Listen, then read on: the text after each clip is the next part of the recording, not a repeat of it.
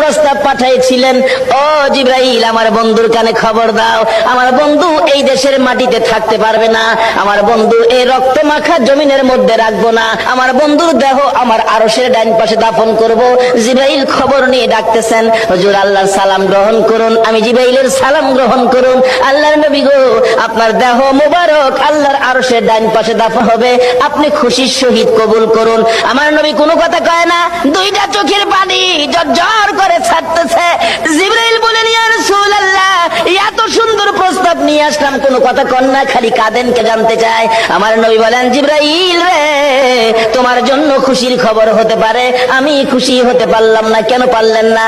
রে জিবরাইল, আমার দাফন আল্লাহর আরশের ডান পাশে হবে, আমি জানতে চাই আমার গুনাহগার উম্মতের দাফন কই হবে রে? জিবরাইল বলেন, আপনার উম্মতের দাফন এই জমিনের মধ্যে হবে। আমার নবীর কান্না আরো বেড়ে গেছে। জিবরাইল, না না, সইতে পারি না, আমি আরশে থাকবো আর আমার উম্মতেরা এই জমিনে থাকবে, আমার মন মানে না, প্রস্তাব আমি রাখবো না। আমার পক্ষ থেকে একটা প্রস্তাব আমার প্রভুর দরবারে তুলে ধরো।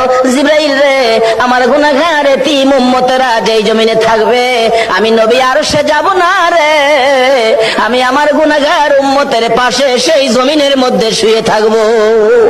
আরে দয়ালো নবী, প্রেমের ছবি আর আসবে না জগতে, আমার দয়ালো নবী, প্রেমের ছবি আর আসবে না।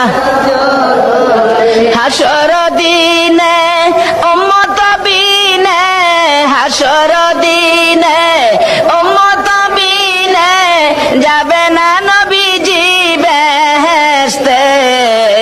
দয়ালো নবী, প্রেমের ছবি আর আসবে না জগতে, আমার দয়ালো নবী, প্রেমের ছবি।